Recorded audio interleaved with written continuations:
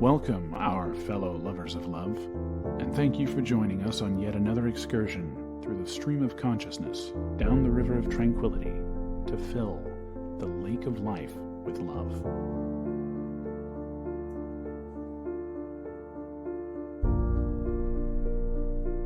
And good evening again, our fellow lovers out there. And thank you for joining us on this another excursion this evening. Yeah, we had a bit of technical difficulties in the show, so we just decided to start over because I got all distracted because I was the technical difficulty. So, hey, it happens to the best of us on occasion. So we just move on through. All right. So but tonight we're diving into diving into the complexities of life's responsibilities and the search for meaning. We explore the delicate balance of family obligations, the intricacies of independence, and the profound questions of our existence. In relationships, we'll navigate the waters of self-esteem, privacy, and betrayal and desire. We'll discuss the challenges of parenting, from dealing with broken promises to setting boundaries in the digital age. In the workplace, we'll tackle the nuance of professional boundaries, the ethics of communication, and the personal impact of our jobs. So join us as we offer insights and advice on these pivotal moments that shape our lives and relationships. All right, Lubby. So we're going to start with something about that actually makes both of us sad, but it's important to, I think, for us to hear, because it is a perspective on the male experience that we don't often hear. So let's get this going. I interview men for the first 4 years of my study. And it wasn't until a man looked at me one day after a book signing and said, "I love what you have to say about shame. I'm curious why you didn't mention men." And I said, "I don't study men." And he said, "That's convenient." And I said, "Why?" And he said, "Because you say to reach out, tell our story, be vulnerable. But you see those books you just signed for my wife and my 3 daughters?" I said, "Yeah. They'd rather me die on top of my white horse than watch me fall down." When we reach out and be vulnerable, we get the shit out of us. And don't tell me it's from the guys and the coaches and the dads. Because the women in my life are harder on me than anyone else. And it's a perspective on the male experience that we don't often listen to, right? We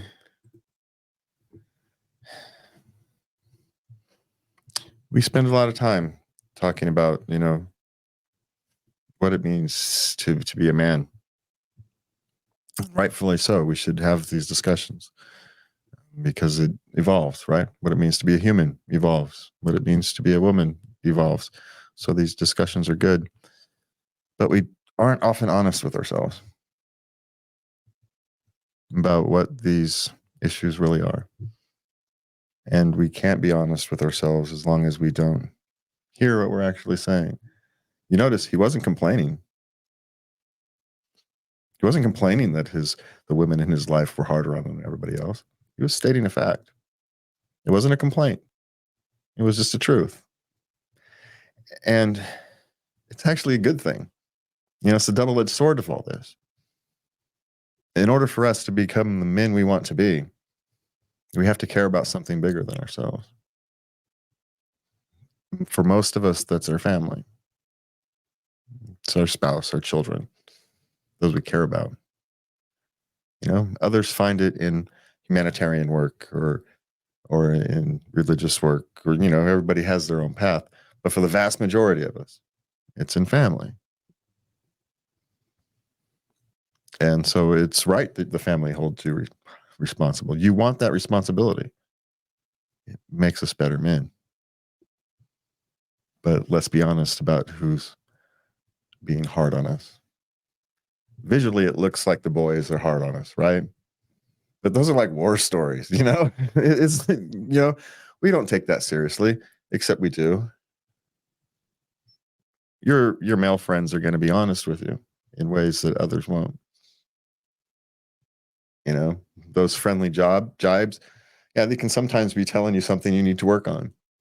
You can tell them to pound rocks or not, but they're at least telling you, and they're being open and honest about it. You can respect that. Yeah. The boys will also be there for you when you've screwed up. They're the ones who will help you pick you back up. They're the ones who go help you dig your truck out the mud. You know, those are the ones who will be there during the tough times. And so, you know, it's a hard line for us to walk as men. But if we don't try to walk it, we never become the men we are. And so I just think we should be more careful about the journeys we honor. Because sometimes we don't really see the real journey. And so before we go criticizing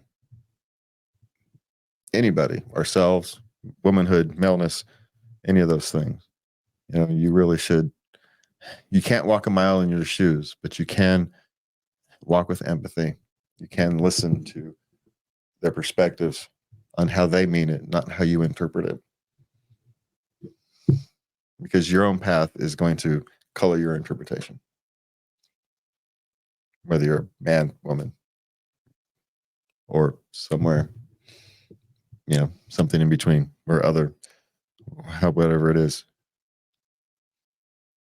You know, that path will color your perceptions of others. Just as their paths are coloring their perception of you. And you don't like it very much, do you? So let's all just be a little kinder to each other. You know, a little more thoughtful. And I think the world will be a better place. Okay, so we've got some life questions to start with. All right. My mother didn't care for me and my brothers as children, and now she's disabled. Am I wrong for feeling that she's not my responsibility? Are you wrong for feeling that way? No, you're not. Right? You feel the way you feel. You can't help that. And the word didn't care for me, that can mean a lot, right? That can be from didn't care for me the way I needed, but tried, you know, all the way to was neglectful or abusive, right? There's 3 stops along that line of not caring, and those are all different things. And so without knowing the details, I don't know what your actions should or shouldn't be. You're the only one who can decide that morality, but you do get to make that decision. And, you know, maybe you decide your morality, your responsibility of this is helping one of your other siblings cover the costs. You throw in a few $100 a month or something, you know, whatever it is you can cover. You know, maybe that's your responsibility. We don't know. But, you know, you have to make that decision. And that's going to depend on specifics that we don't have, nor are, you know, even if we did know, we can't make that. Only you can make that decision. Yes. But have the confidence that your feelings are correct. You know, what you do with them is where your own personal morality comes from. Okay, what's next? I turned 18 and my parents filed me as a dependent on tax forms, but I don't want anything to do with them. Can I file a restraining order still? No, because the IRS is a completely different thing. It's going to depend upon whether you and them and your living conditions over the year 2023 qualified you as a dependent or not. If you don't want to be a dependent on their tax forms, you have to not be a dependent in your life. And so that means moving out, covering your own costs, and you filing your own taxes. That's just the way to do it. It's the only way to do it. So you can't really complain about them filing for you as a dependent if you're living in their house, you're paying their rent, and they're feeding you. You know, if you're out taking care of yourself and you're living somewhere else, that's fine. And you also have to remember this is probably for the year 2023, you know, January to December of 2023. Yes. And so you're likely still in school because you just turned 18. And yeah, you were a dependent that year. You were a dependent. And so, but if you want to change that, you have to become independent and start earning your own, paying your own way. It's a difficult but easy solution, or easy but difficult solution. There we go. Yeah. The solution is simple. The execution is difficult, but guess what? Gonna have to make it anyway. So good luck. Gives you motivation, which at 18 is difficult for a lot of people. So you've got motivation. So there you go. All right. What's next? I am 45 years old. I have no children. I have never been married. What is my point? What is the point to being here? Well, I think the mistake you're actually making is the children, the family is your goal, is somehow your responsibility. And let's be clear, this was a woman, and in her bio, she said 20 years married to a narcissist. Now, whether that's true or not, based upon her perceptions, we don't know. But at least that's her perception of her last 20 years, right? So that's where she's coming from on this. She's facing a lot of lifetime regret. And she didn't get the life she wanted for whatever reason. But you can still find meaning. You know, the family isn't the meaning in your life. There's many ways to find meaning. You know, some people find it in serving God. Some people will find it in serving, you know, your cause, serving a cause, be it the environment, you know. And if family and children is something that is weighing heavy on you, there are lots of 7 and 9, 10 years old who need someone to love them, and ultimately someone to love. And so there's lots of ways to find meaning in your life. You just have to find the meaning in your life. In a sense, you get to choose. You didn't have it thrust upon you. You get to choose. And, you know, it's never too late. Your life may or may not have been meaningless. It's not for me to judge. I kind of doubt it. But, you know, let's assume that you're 45 years old and that you have nothing to show for it, nothing that you feel valuable to show for. You can still change that. You can do a lot in a year. Yes, you can. And you compound year upon year, and next thing you know, you've made a difference. You just have to choose to find that meaning. So go do it. My guess is go work with children. Find something to do. Go read to children at the library. Go teach children who haven't learned to read to learn to read. Just do something. Doesn't matter what it is. Okay. What's next? How do I get over a comment from my boyfriend about my small chest? Okay, first, they're 19-year-old female and an 18-year-old man, and my guess is it's one of those signs that the relationship isn't meant to go anywhere. Because quite frankly, it's one thing to have a preference and then find the person you love doesn't fit your theoretical ideals, because that just happens all the time, right? It does. Our theoretical visual ideal and the person you love are rarely the same. They just are, because that's not how life works. Right? It's just not. And so it's perfectly fine for him to have a preference for someone with a more robust in certain areas. That's a perfectly fine thing to do.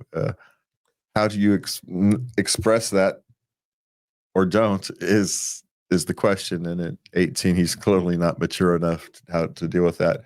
And you, as a young woman, shouldn't have to. So my guess is, you know, it's just one of those things. The relationship isn't a long-term relationship. It's just my guess. Well, they usually aren't at this age, so.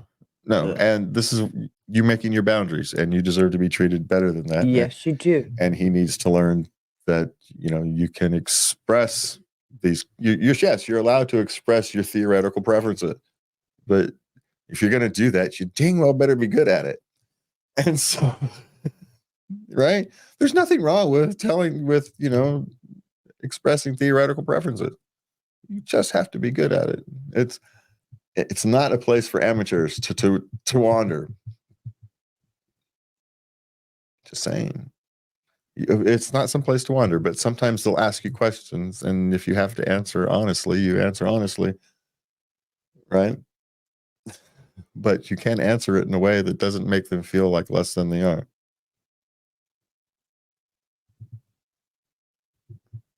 Because you don't want us lying to you, do you? You don't want us to set that precedent, even over something like, am I your perfect body type? You're the perfect human for me. Right? That's how you answer that question. You're the perfect person for me. You can answer that without answering it. That's how you get stupid answers like that. You should have classes. You know that? Yeah, well, it depends on the situation, right? If you're sitting around, you know each other. At some point, you know each other, and you can be honest with each other about these things. It's how you do it is all in the details. Right? If I were to draw up my perfect human being, it's going to look good. Yeah, but if you had any exposure Right. to your partner's porn, you know his preferences. Well, that's a distorted view of preferences. Don't use that for anything. That doesn't tell you anything. That really does. Really? Not really. Because I was kind of banking on that. Well, there you go. You're out of luck because porn and reality are not the same thing. Oh. Yeah, the different uses, woman. I'm just pointing this out. Oh. Yeah. Really? Yeah. Fantasyland and reality are different places. Well, we know this, right? Well, I've been under a distorted view for years then. Sorry to break it to you. For most of us, porn is Fantasyland. Most of us know the difference. That Fantasyland is left better in Fantasyland. Yeah. The average person is not meant for that kind of stuff. So that's how trips to the hospital or embarrassing conversations with nurses, and no one wants to deal with that.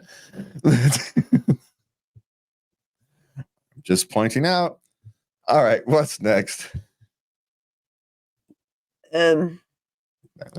My boyfriend gets mad when I lock the bathroom door.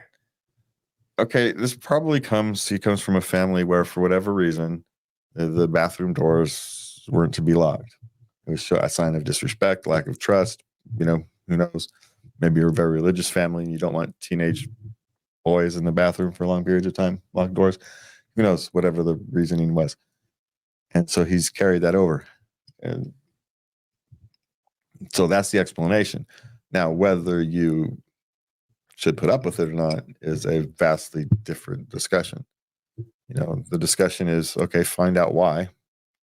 And then you figure out how you guys can come to a thing, because locking the bathroom door is common. Right? It helps both people, right? No one wants to walk in on somebody doing the do. It just is. And so that prevents that. Even in a household like mine, where, the bathroom is kind of like from the Roman days, you've got one bathroom in a house full of, say, 7 people. Well, not anymore. No. That we used to. Yeah, there's just many times. And so, it becomes a communal attitude about bathrooms in that case. But, that's how there's a wide variety of things. So just find out what it is. And then it's one of those things where you find out if these are deal breakers in relationships or not. I suspect, after you all figure out what it is and each other's perspective on this thing, you'll both move a little bit over time to something where that's workable, because it doesn't seem like something that should be, anyway, a big deal over time. One of those things that should be able to be worked through. All right. It should be. All right, what's next? My boyfriend burned my book. Actually, it was books. What do I do? She came home and a pile of books was smoldering on the front lawn. They lived together. Yeah, well, I remember the whole story was they had a big screaming fight. Yeah. And so our guess is that the relationship was already rocky. she had retreated to her books. Now, whether this was already a preference or, before the relationship, and it has become the books have become a symbol of the deterioration of the relationship. And so the theoretical burning of the books was essentially a burning of the relationship, and it's just time to move on. Was it crass and immature? Yes, it was. But, the question becomes, do you want to make it a bigger issue than it is? These things are better left than just time to move on. Right? Don't make it a bigger issue. Just time to move on. Mm-hmm. Okay. I'm in a happy, committed relationship with my partner of 3 years. How can I get rid of my craving to sleep with new partners? Okay, remember that discussion we were just having about Fantasyland? There's nothing wrong with Fantasyland. And at this stage, if it warms up your engine, shall we say, then there's nothing wrong of you to express that with your partner. It is what it is. You can't help what the mind dreams up, but you can help what you do about it. Or not, is the case as may be. So just go with the flow in a sense. Just, you get to control where you go. I've always felt no problem with you going out, or any of my partners going out. You want to flirt, you come across somebody who's really cute, who flirts, actually is flirting with you, that you don't know. You have no idea. You're just standing there talking, and you're being really nice, and I'm watching you, and I know this woman is flirting because she's touching her hair, this kind of thing, and just tee-hee-hee, Right. and laughing at what you're saying and everything, and you're oblivious. Yeah. But I never had a problem with, you go rev your engine, just bring it back home. Yeah, that's the only question, right? It's not that it's the Fantasyland isn't the problem. It's the problem. Don't let Fantasyland. Don't think that reality is a good place for that. Because let me tell you something. Reality never matches up with fantasy. No, it's never as good. Yep. No, leave that leave that kind of stuff in Fantasyland, and as you said, just make sure you take it home. Yeah. Yeah. Okay. My husband calls my cat fat all the time, and it hurts me. How do I explain it to him? Okay. Well, first, you're going to have to understand that the only reason he's commenting about your cat being fat is because he, oddly enough, cares. Wouldn't comment about your cat being fat if he didn't care. So, hey, if you want him to stop calling your cat fat, you're just going to have to tell him and explain to him why. But he's going to ask. He's not going to understand why you're hurt because he calls your cat fat, especially if you know your cat's fat. Well, he's a little chunky. Yeah, so your cat's fat, and your husband's calling your cat fat. He's healthy. And the question becomes, why are you hurt by that? The cat doesn't know that he's being called fat. Cat, and even if the cat did know that he was being called fat, it's a cat. He's not going to care that he's being called fat. So there's the question with that one, right? So just be prepared to answer. It's our cat thing. Just be prepared to answer that. Why is me calling the cat fat? And then the second question is, you're going to have to be prepared is, so the cat should probably go on a diet. He actually cares about the cat. He's pointing out. Well, my feelings get hurt when you allude to the fact that Ramses is not particularly smart. He's not the brightest cat in the box. He's not. He's a lovely cat. Lots of good cat qualities. He's also a cartoon, but he's not bright. Doesn't make him a bad cat. It just makes him not bright. You have to make sure you do things like not leave plastic bags around, because he will get his head stuck in it. He just will. It's not like he might. No, he will. Again, and go running around the house Yeah, he still hasn't figured out not to with put the his claws bag out. stuck over his thing. Yeah, he still hasn't figured out not to put his claws out when he's running through the floor. Now, sometimes he does it on purpose because I guess he just kind of plays, but he still hasn't figured out if he actually puts his claws in, he can actually take those corners without sliding into them. Still hasn't figured that one out. He's 3 years old now. He still hasn't figured that out. It's not bright. Hey, I'm just saying. Perfectly lovely cat. It's just not bright. Okay. What's next? how should I feel about my girlfriend being friends with guys she slept with and being involved with? Well, they're in their early 20s, right? 24, 23. So it's just going to happen when you have kind of a college type friend group, which I'm guessing what this really is. And, these friend groups will dissipate over time, most likely. So as you get older, it becomes less of an issue. But yeah, you're just going to have to deal with it, frankly. It's the way of the world nowadays, where people have, shall we say, deeper histories than they did in the olden days. And, if you want it on your side, you're going to have to accept it on the other, regardless of which side you're sitting on. So, yeah. Sorry. If you want to play in the pool, you got to have to deal with the chlorine. So, What? I don't know. I'm making stuff up at this stage. It's been a long night. Okay, what's next? My girlfriend and I got caught in the shower.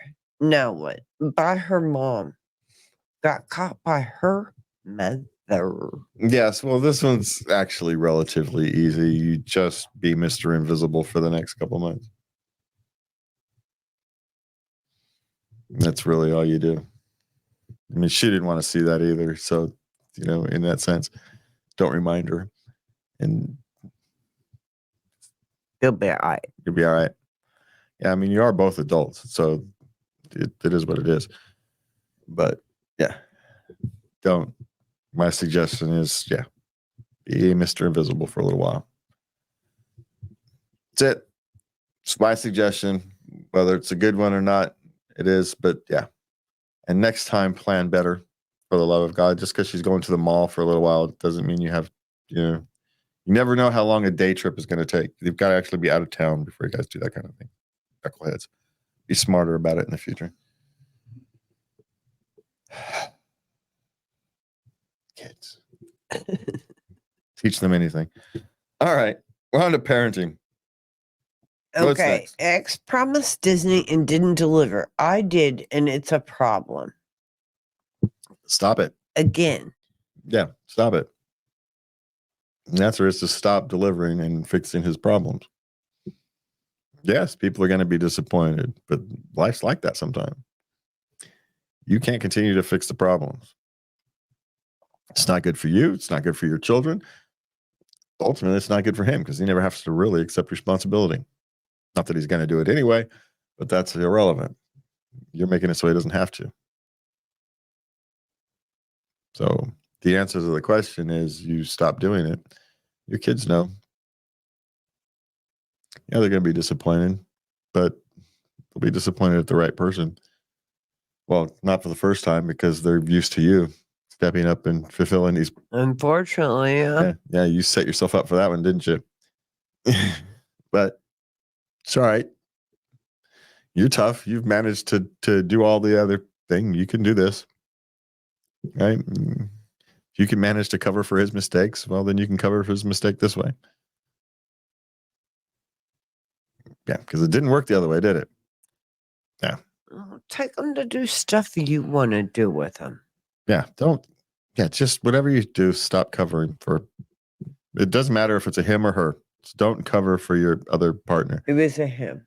Yeah, but the advice is irrelevant to the gender, right? Okay, that's true. The advice is the same regardless of where which side you're on this. Is it's not your job to cover for the other one, right? It's their job to deal with that. So if they fail to come through, they fail to come through. You don't have to make it up to the children. It's not your job. Your job is to do what you would have done anyway. And which you can, because you're not spending your time and energy and money covering for them. Yeah. There you go. So, yeah, it's a big win for everybody, actually, for you to stand up and set these boundaries. Winner for you, winner for your kids. And ultimately, if responsibility ever kicks in, your ex will end up being a better parent for it in the long run. Or not. But it's no longer your responsibility. Okay, what's next? How old were your kids the first time you went on a long vacation without them? Now, I'm assuming there is some sort of parental supervision other than you and your husband. Well, my mom, I was 2 and my mother went on a vacation to Hawaii. I fell off my tricycle and broke my arm. How long was she gone? A week or 2. Week or 2? Okay. Yeah. Yeah. I don't know. I was 2. How the hell do I know how long she was gone? I barely remember. And I don't remember. I still got a scar. There's a scar. Still have the scar. Oh. Yeah. That scar's been there since I was like 2 or 3. Yeah. So there. My youngest daughter was 16 and I went to Bangladesh for a month. Let's see. I don't remember any long vacations with my kids, but anytime we go anywhere, they'd be, their aunt would take care of them. So it's not a big deal. So I don't remember how old they were, but I never had any problems going like a weekend or something. I didn't think we ever took really long vacations because I was poor. But anytime anytime we needed to go somewhere, it was my aunt, their aunt, my sister took care of them. So, all right. So I don't know. It depends on your situation, quite frankly. Do they have someone that's responsible that can take care of them? And if they are, then the age is irrelevant. It's based upon, the people who are there to take care of them. It's grandma, sister, or someone you can trust like that. Then you can be relatively young. If they need to be older, then they need to be older. Just depends on your situation. There you go. And what you're comfortable with. Okay. Am I wrong for wanting my teen to move out after he graduates? Okay, doesn't want to work. He is disrespectful. He calls them names. So he's a modern teenager, essentially, which is, of course, oddly enough, kind of like lots of teenagers. This is a centuries long, humanity long issue, right? We've talked about it before, how you can see these same kind of complaints back in ancient Egypt and Roman times on the tiles. Yes, you can. You can't see the same. So you're not alone. This is not, but you are part of the responsibility, right? You raised your child. So somehow you were part creating to this. But at 18, he's now an adult and he has to accept responsibility for himself. So no, it's perfectly reasonable for you to expect movement of some form, right? It's a tough economy out there. Finding a job might be difficult for someone who has little experience, but you can expect movement. Maybe volunteer somewhere, spend some hours volunteering, working on himself. It's not wrong to expect that. There you go. But also, dependent upon his behavior, he may need to be sent out into life and to fail. Just understanding you may need to rescue him, at the end of summer, because you can probably get through a summer, right? Mm-hmm. But at the end of summer, you will likely need to rescue him. And, hopefully he will have been, life will have taught him the lessons he needs to learn to start moving down a different path.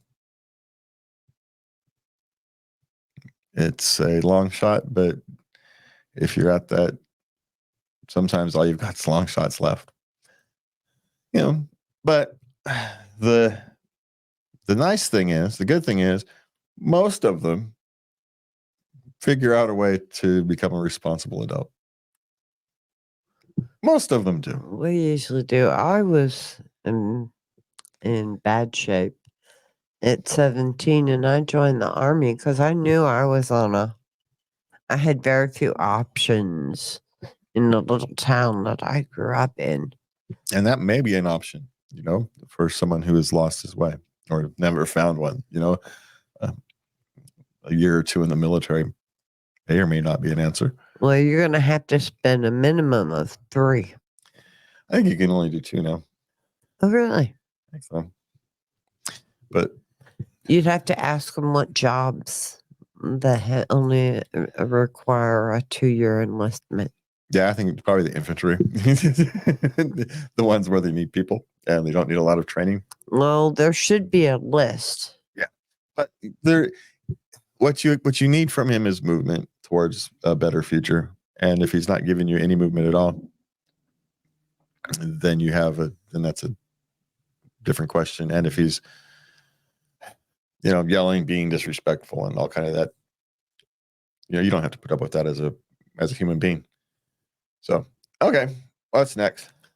Teacher asked my daughter for her phone number. Did I overreact? Okay.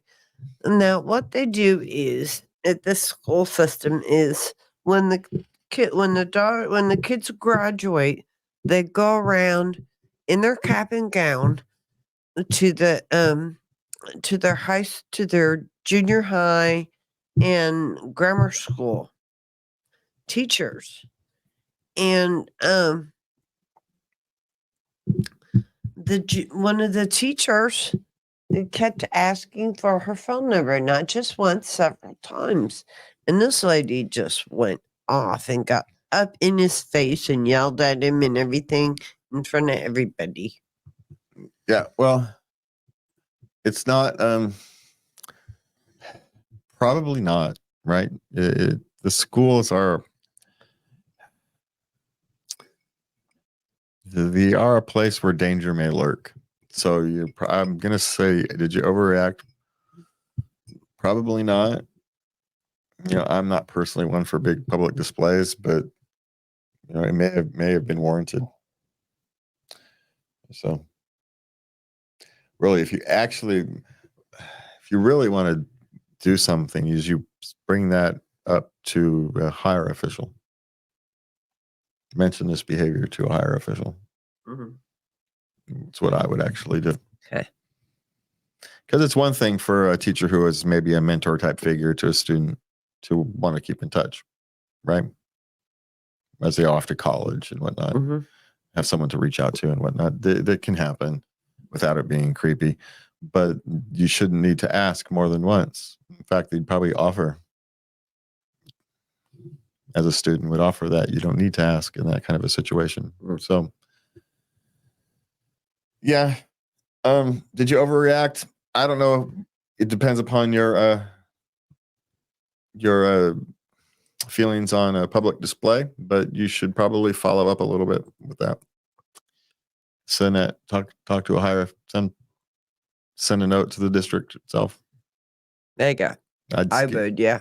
Maybe the principal, and the district itself. Yeah, I don't know.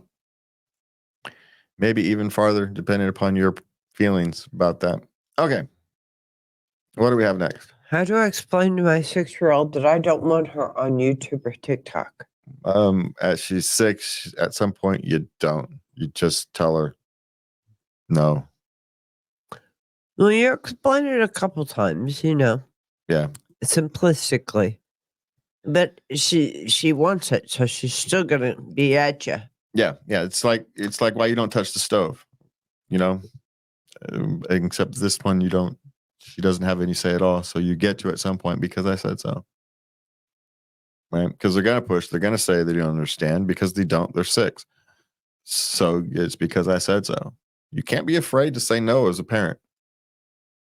Right? It's perfectly acceptable to want to explain it to them, but if they don't accept it, you say no because I said so. You have that authority. That is technically your job. Ooh, yeah. It is technically your job.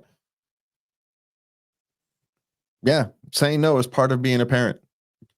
Sorry to break it to all these people who believe in soft parenting. You can soft parent and still say no. There's nothing wrong with saying no. In fact, the sooner children learn to accept it, the better off they are as human beings. Now, you don't always have to accept a no, right? As a human being, you get older, you learn the difference. But at 6, their parent says no. Yeah.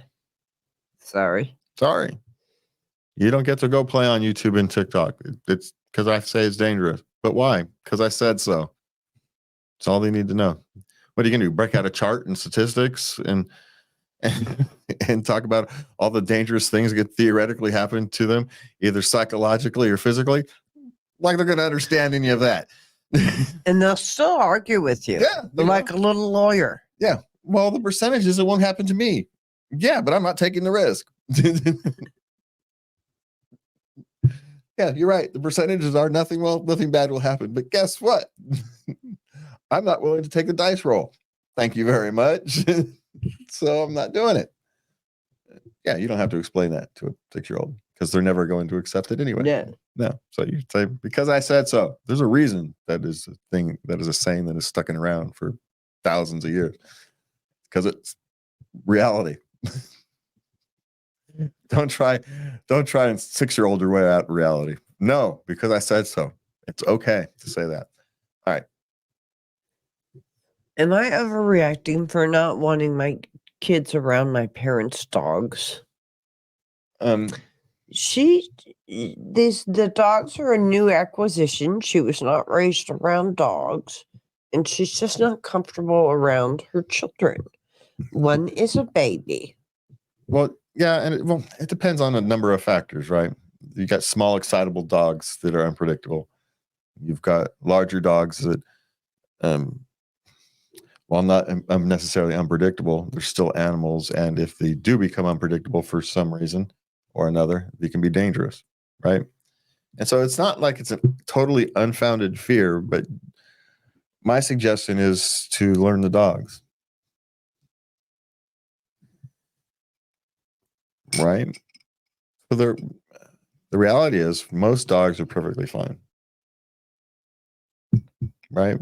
And so learn the dogs. Make yourself a little more comfortable. But you're not necessarily overreacting, but especially with an infant, there's lots of reasons you can be uncomfortable around animals with an infant. But the dogs have been man's best friend for a long time for a reason. So get to know the dogs and make the judgments from there, especially as your children get older. The infant it's a perfectly reasonable reaction, right? The dangers are everywhere and you're being cautious. Yeah. Completely understandable. But older children are going to need to be around dogs, especially if it's your parents' dogs. And my guess is your parents aren't going to get dangerous dogs. They're probably not walking around with Rottweilers, She didn't say the breeds, but she didn't bring it up either. Yeah. So, I don't know, maybe they have Great Danes or something, which could just hurt somebody on accident, simply by running into them, but can happen anyway.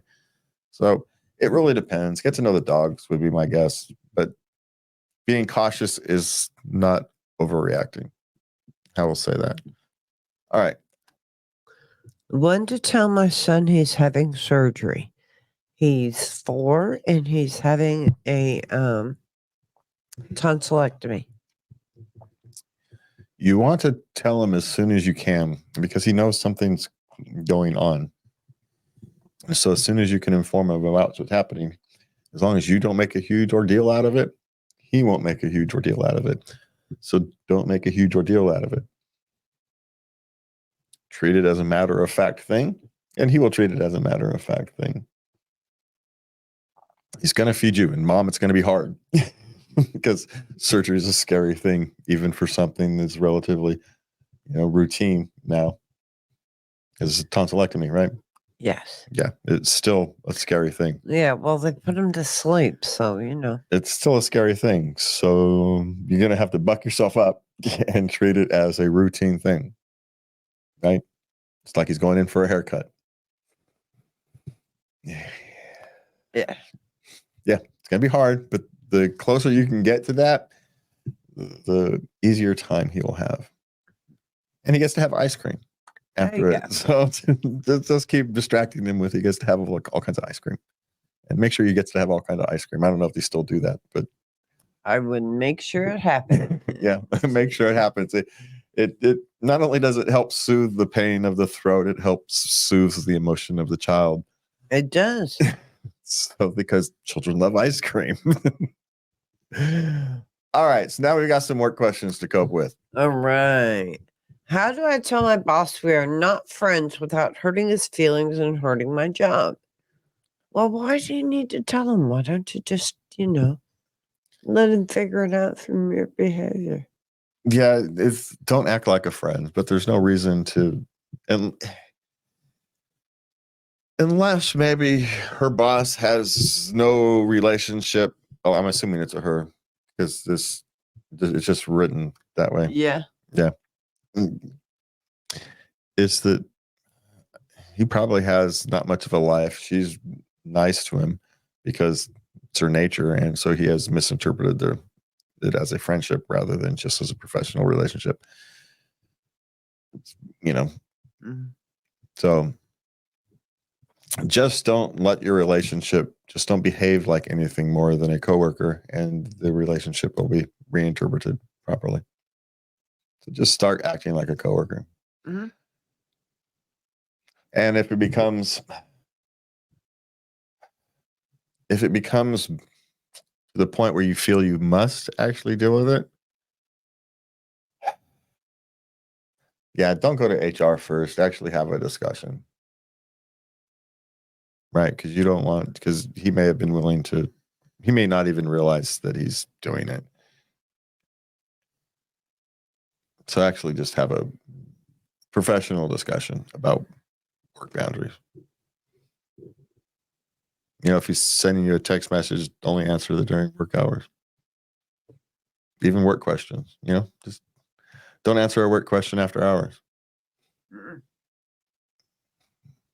Because sometimes people will send you a text after hours, not because it's just because what they're working on. They don't necessarily respect an answer back.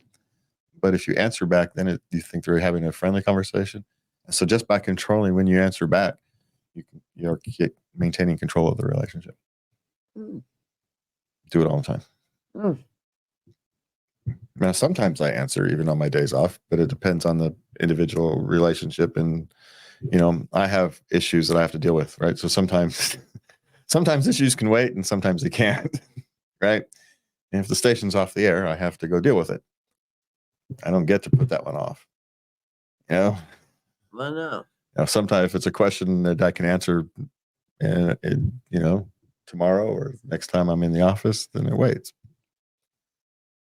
Right? But not every time gets to wait, right? I'm under legal obligations to maintain a certain amount of awareness about what's going on.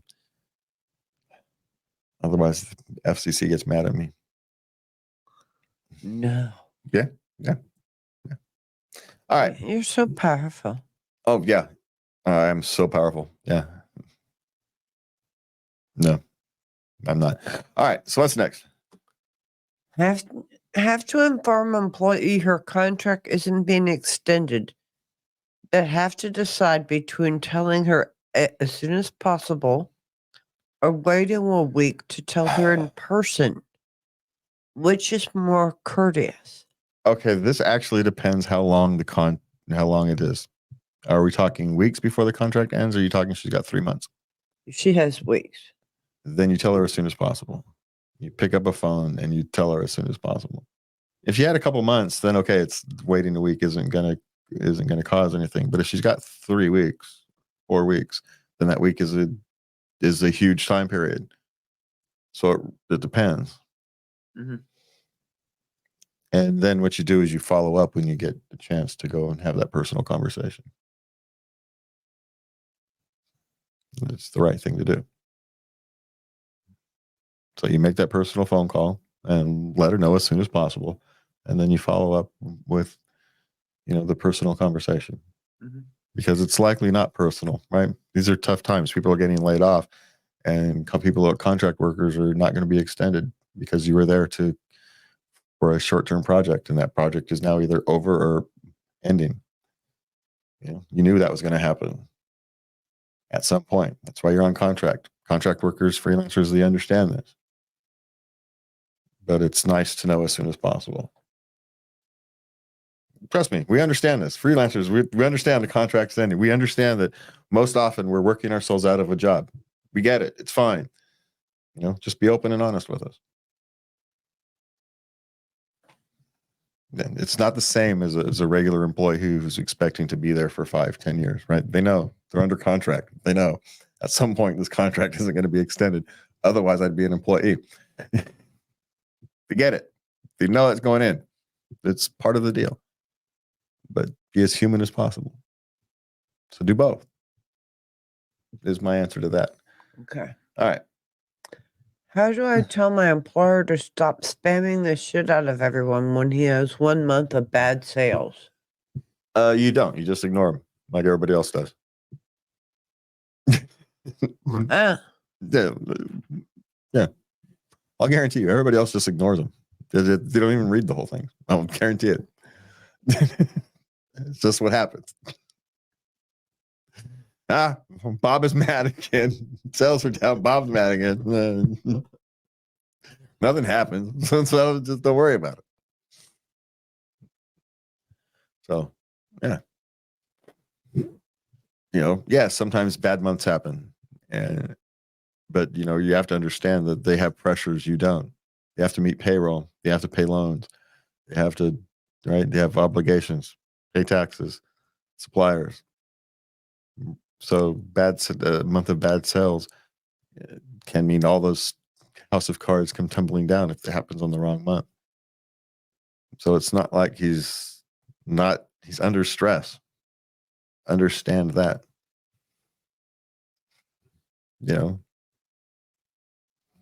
So be a little empathy goes a long way. And just ignore it like the rest of them would be my real guess. Okay. Did the pandemic change your work personality or drive? Well, it changed a lot of people for a lot of reasons. Sometimes it may have changed your drive because now you got to work from home, or you had to change jobs. Your whole career changed because they closed the place you were working before. And everybody's life was upended. Now, whether you changed your work personality, no. You may be more comfortable living your true personality. That's not necessarily a change. So the answer to that is yes, of course it did. It changed all kinds of things, or more specifically, the reaction to the pandemic did it. The pandemic itself, we've dealt with large things in history all throughout the time. It's how we reacted to it that changed things. So let's not blame the pandemic. Let's not blame COVID for our reactions. Whether we lost our humanity or not is a personal choice, but it was us, not that. It was us, not it. And that's the key. Understanding that, accepting our responsibility is the key to moving forward. Okay. I've called out sick 3 times in 7 to 8 months. Am I likely to get in trouble, fired? Well, depends really on the place. Sometimes yes, sometimes no. Generally speaking, probably not 3 times in 8 months. You have sick days. My guess is you usually get somewhere between 2 and 4. So if you've got 4, you're right on schedule. So it's perfectly reasonable, especially after we've talked about the pandemic. People are more flexible on sick days because they don't want you coming to work sick and getting everybody else sick. Yeah, they do. So they've learned that lesson. If that's one lesson we have learned, it's that. And I suggest all of us be a bit more careful about how we use our sick days versus our personal days, so when we don't screw that up, right? People have now said, hey, we don't want people sick coming into work. So let's not abuse that as employees and call in sick when we're not. It's simply because people are more tolerant of it. Responsibility needs responsibility. All right, what's next? Have you ever left a job and realized it was affecting your whole psyche? Oh, yeah. A negative work experience can affect you negatively.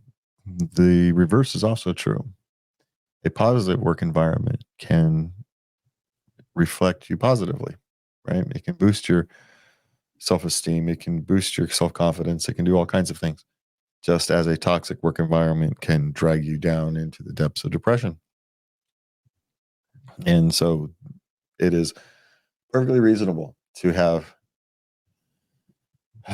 a bad job affect you negatively. So how's that? All right. What do we have next? Is work-related travel time considered on the clock? Well, it depends on the job. If you're like a furniture mover, yes, it actually is. Once you go to the warehouse, you check in, you climb in the truck, and from the moment you're on the truck, you're on the clock. Now is travel time from your house to the warehouse, the part on the clock? No. So it really kind of depends on the job and type of thing. So, and other times it's not on the clock, but you get, if you're using your car to get to a location, well, might not necessarily be on the clock during the commute. You do get charged. You do get to submit the miles. So there's some flexibility there, and so kind of on the clock. So the quick answer is it depends on the details of the job, on the specifics of the job. So, all right. So we are on to we got perfect timing. We are on to our intimate questions. Intimacy questions. Questions. All right. What do we have? I love smoking weed every time before having sex. Anyone else do this? Lots of people do that. Uh-huh. Yeah. Sorry to break it to Big time. You're not alone. No. Now, whether that's it's probably better than drinking before sex, but it's probably not the world's greatest idea. I mean, taking something that's going to put you to sleep before you want to, just saying.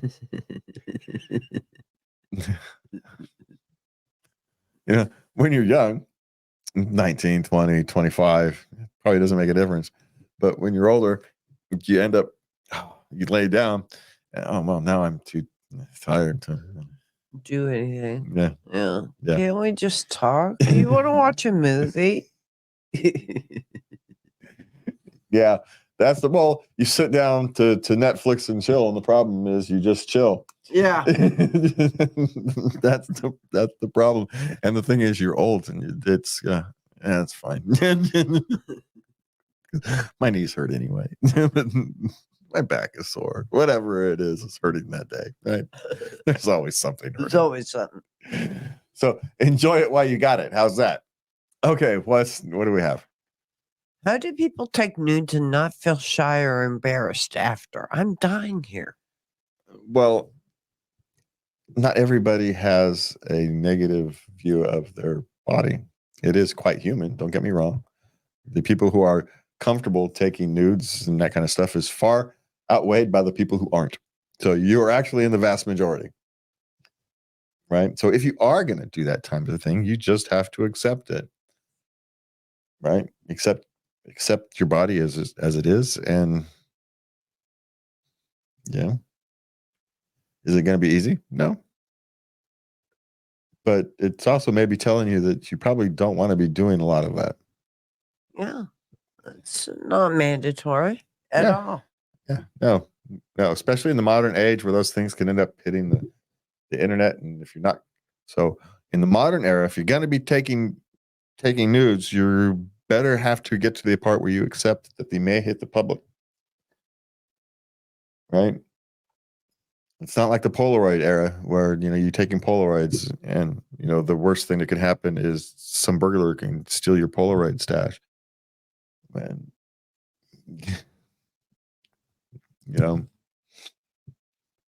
this is the modern era, and the worst thing that can happen is someone can hack someone's iCloud account, and next thing you know,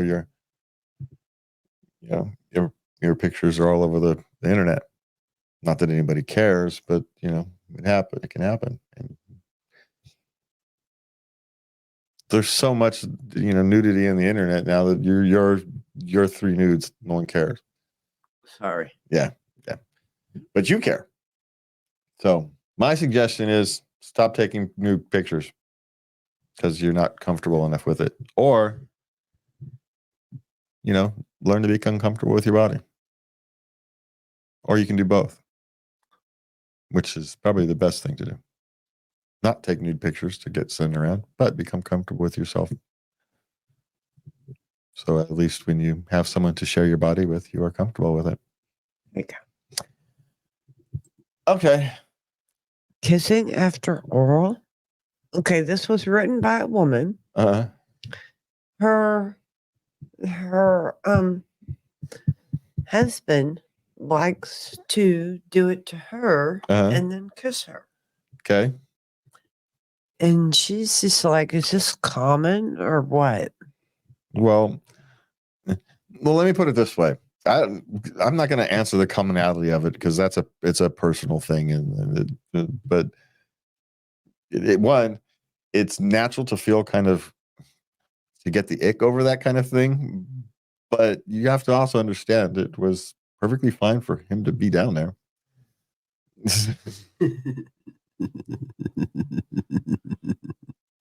So this can't be that icky. We get the emotional reaction to it, right? There's something human about it, right? It's our own. That's the thing, right? Yeah. And so, but I don't know. These are those things that we all can work through. That's a work throughable problem. Keep a towel near you if it really bothers you that much. Or just learn to accept it. Because it's not very sexy to go and wipe your face and then go kiss you. But it just breaks the mood. It breaks the spirit of the thing. And at that point, you're well past the stage of swapping fluids being should be an ick factor, but but it is what it is, right? So yeah, just learn to deal with it. Come to a compromise. One of those two things. Because let's put it this way: would you rather do that than not have it happen at all?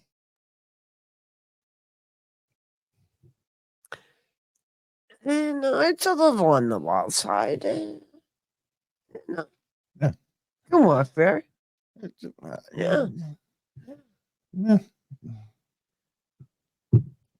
Do it for the team. Yeah, or keep a washcloth in handy so he can wipe his face, and that's lose a little spontaneous sexuality of that. But if that's what you need to do, then that's what you need to do. All right, what's next? Does my libido go back down after being pregnant? Yes, it does. For a little bit, until you get the baby itch again, and it bounces back up. There you go. Depending upon your age. So, but there's also no set rule for any of that. Let's be clear. Well, your body has been through an event, okay? And you're going to need some time to recover. Well, not just your body, your emotions. You've gone through a thing. I'm not going to call it trauma, but you've gone through a thing, and your body is different. Why I said event. Yeah. Well, it's a psychological event as well. Mm-hmm. It's not just a physical event, and I think we downplay that part of it. We don't discuss that part of the psychological part of the event. You've grown this thing, and now all of a sudden it's not. And for the first, 6 months, 9 months, your body's not really your own still. And it's a very weird time of your life. And so readjusting to a more normal perspective on life can take some time. Yes. Yeah. So that might not be just physical, could be emotional. So, okay. Okay, depressed. Will casual sex make me feel worse? Long term, yes, Long term, I'm afraid so. because what will happen is you will have the momentary connection. You will feel momentarily connected, but you will feel just as empty the next day, 2 days later, whatever it is. So you either have to continually stringing along these empty experiences, pretending that they're not empty, or at some point you have to face the fact that you've had this empty life.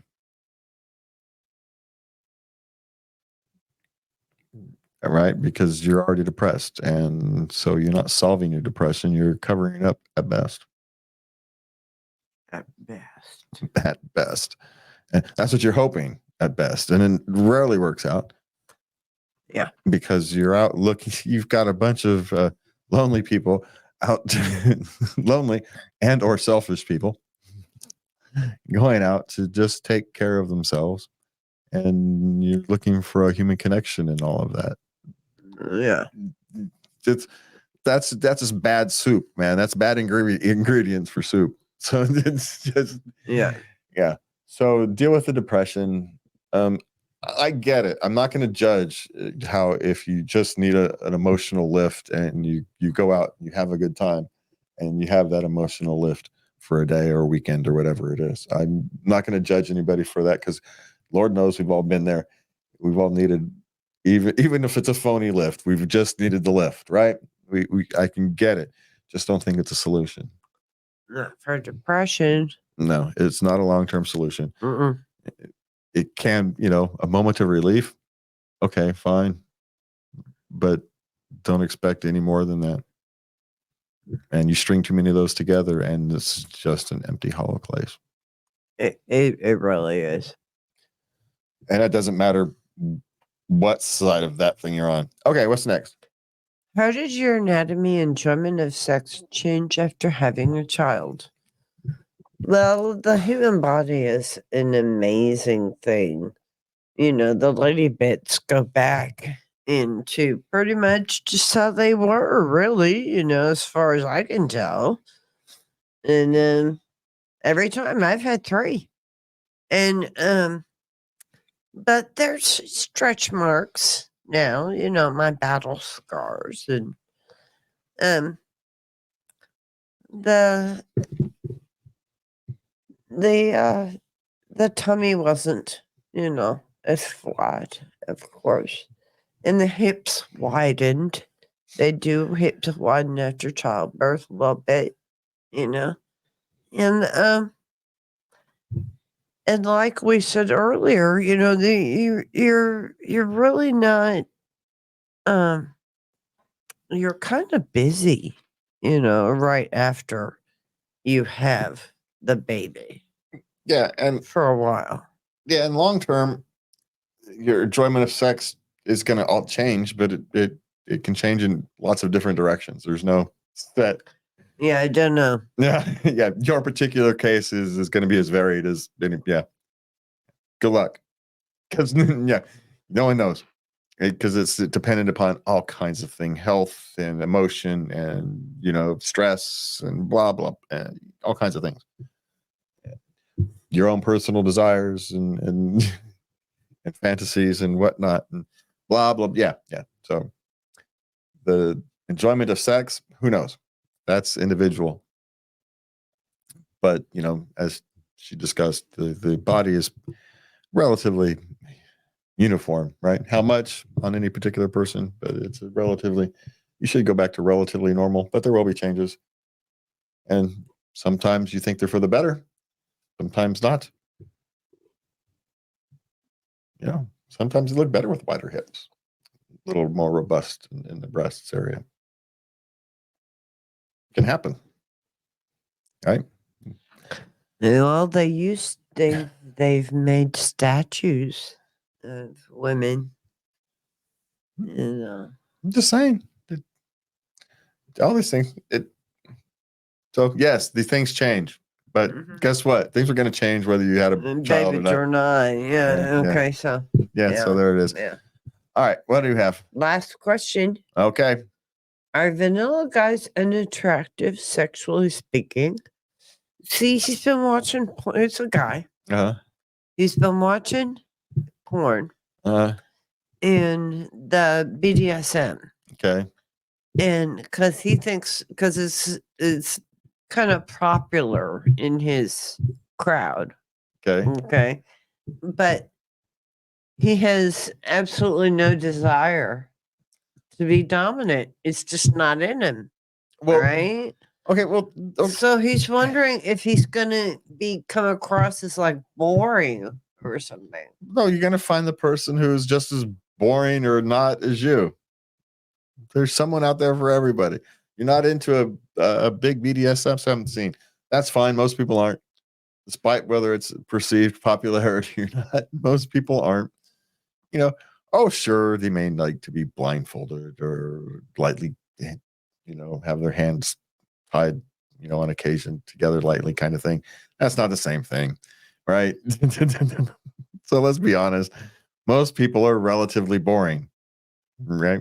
I'm sorry to tell you this. Yeah. So being blindfolded is reaching for a lot of people. Yeah. Yes. So, vanilla people are perfectly fine for other vanilla people. And that's the majority. So you're fine. Yeah. Just don't worry about it so much. Remember, we talked about that fantasy versus reality thing all night. It's been kind of a recurring theme here, accidental recurring theme. But let's remember that this is what these are. We've talked about this earlier. It's a porn. It's a movie. It's no different than watching Star Wars, right? It's created for your entertainment. You're not supposed to take it home and carry it with you. Yeah. You're supposed to enjoy it in the moment and move on, right? It's less than Star Wars. Star Wars, at least, is supposed to kind of continue on and have a conversation and no porn in existence has been meant to have a continued conversation about. Maybe come back and watch it again next time you need your thrills, but that's not the same thing. It's an empty, shallow, distorted. You have no many times as things are cut. It's not what really happened. What you see, just like in the movies, what you see is not what really happened. Sorry to break it to you. Sorry. Enjoy the fantasy. It's not reality. And you don't want that kind of reality, even if it was. So don't look for it and you'll be fine. Yeah. All right. That's it for us. Thank you guys for joining with us tonight. Oh, by the way, while we're not on 10 o'clock anymore, the next 2 weeks, I'm going to cut this in. So the next 2 weeks on KUBU, there's the teen radio dramas will be on at 10 o'clock on Saturdays. And I don't remember all the other times. 6 times over the next week. So you can hear some teens give the winners. And then the week after that, the same time slots, we will have the teen radio dramas. Those applications who weren't in the top 10 will get a chance to have their shows aired because they worked really hard and really should be rewarded. All right. For me and Lovey, I want to thank you for joining us tonight. Please remember to love everybody and have a good night.